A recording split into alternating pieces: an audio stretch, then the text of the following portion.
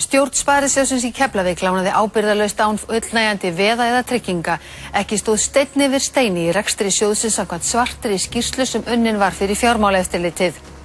Sparisjóðurinn í Keflavík færði niður útlán fyrir rúma 18 milljarða króna og afskrifaði 7 milljarða síðustu 2 árin fyrir fall hans. Starfsmönnum, stjórnendum og félögum þeim tengdum voru lánaðar háar fjárhæðir án trygginga og viðskiptalegra forsendna.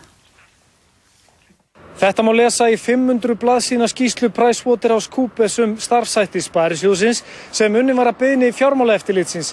En skýrslunni hefur verið haldið frá stofnfjáreigendum og kröfuhöfum sjóðsins.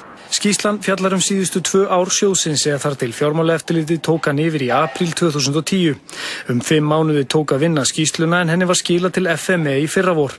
Samkvæmt skýrslunni stóð ekki steinn yfir steini í starfsemi sjóðsins. Þáverandi sparisjóðsstjóri Geirmundur Kristinsson var því næst einráður og virðist stjórn sjóðsins og lánanefnd hafi verið nánast upp á punt.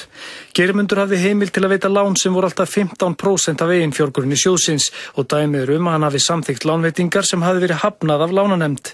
Engar takmarkanir voru í útlánareglum lánveitingar til aðila með neikvætt eigið fé eða til þeirra sem höfðu fengið lán afskrifuð.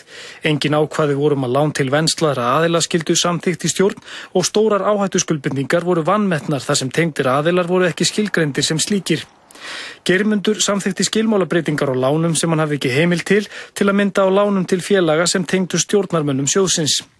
Engar reglur voru til mat á útlánum og afskriftum, ákvæði veðköll voru hvorki í skuldabréfum í lánasamningum og viðskiptalegar forsendur fyrir lánveitingum oft ekki til staðar, tryggingar of lágar eða jafnvel engar. Starfsmönnum voru oft og tíðum lánaðar háar fjárhæðir án samþykki sparisjóðsstjórans eins og reglur kváðu á Lánveitingarnar fóru sjaldnast fyrir lánanefnd, voru án trygginga og óvíst hvernig þau ættu að fást endurgreidd.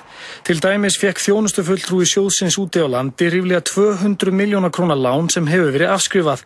15 mánaða vanskil starfsmanna voru látin óátalin. Einn stjórnarmaður og fyrirtæki hans fengu ríflega 800 milljóna króna lán en háar lánveitingar til stjórnarmanna og fyrirtækja þeirra voru oft og tíðum hvorki ræddar í lánanefnd né stjórn sjóðsins.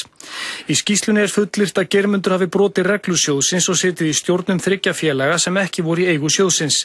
2 þeirra fengu lánafyrirgreiðslu sem ekki samræmast lögum sjóðsins, annað upp á tæpar 200 milljónir króna sem hefur verið fært niður. Þá fengu börn hans 20 milljóna króna láni sum án trygginga. Þau voru ekki tekin fyrir í stjórn sjóðsins en stór hluti þessara lána hefur verið afskrifaður. Samkvæmt skýrslu PVFC afskrifaði Sparisjóðurinn í Keflavík ríflega 7 milljarða króna síðustu 2 árin fyrir fall hans og færði niður útlán fyrir ríflega 18 milljarða króna. Eigið fé sjóðsins lækkaði 50 milljarða síðustu 4 árin og lýstar kröfur í þrotabúið hljóðuðu upp á 36 milljarða króna. Áætlaður kostnaður ríkissjóðs vegna samruna SPKF sem reistu var á rústum sjóðsins við Landsbankann nemur 25 milljörðum króna. Fréttastofa náði ekki tali af Geirmundi Kristinssyni, fyrrverandi sparisjóðsstjóra í dag.